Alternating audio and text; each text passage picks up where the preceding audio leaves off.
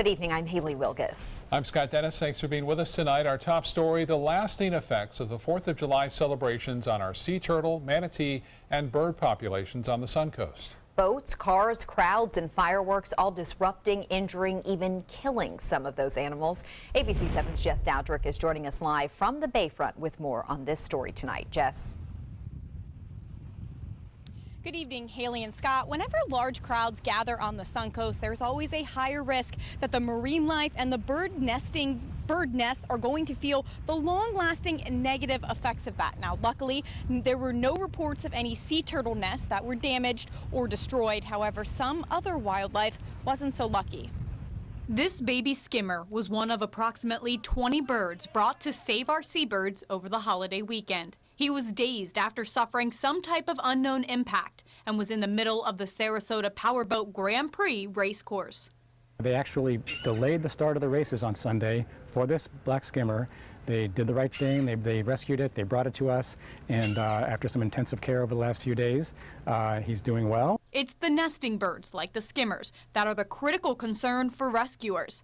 Right now, 20% of the entire state's black skimmer population is nesting on Lido Beach. They're not used to things like fireworks or boat races or beer parties or dogs or children. But skimmers weren't the only birds injured during 4th festivities. We've gotten some other seabirds and some cormorants and a duck that was, I think, hit by traffic out here right by the beach. And then there's the marine life, turtles, dolphins, and manatees, which all ended up in the path of the busy boat-filled Gulf. We recovered 3 sea turtles, dead sea turtles, and one that was floating too far offshore for us to be able to get. Of those, one had obvious boat strike injury. Mote Marine was called to 2 separate manatee incidents. One was simply confused after ending up near swimmers. Another was gone by the time Mote reached the area in a boat. A lot of it we'll still have to kind of wait and see. We partner really closely with the Sarasota Dolphin Research Program, and in the past they've actually documented serious injury that did not lead to mortality in some of our local resident dolphins. So we'll have to wait and see when they get out in the field to see if they find any that have been freshly hit. There were several fireworks shows along the water this 4th of July weekend. Surprisingly, the fireworks are safer for animals than humans are.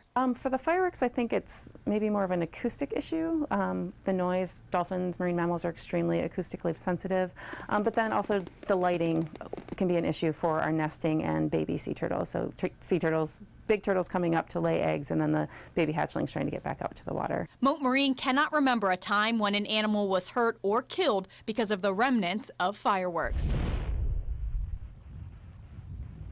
Moving forward with the rest of the summer, boaters are asked to wear polarized sunglasses. That way you can see into the water and avoid hitting any animals that might be in there. As far as the black skimmer population is concerned on Lido Beach, you're just asked to avoid the area. It is marked off, so you can't miss it. Live in Sarasota, Jess Dowdrick, ABC 7, your Suncoast News.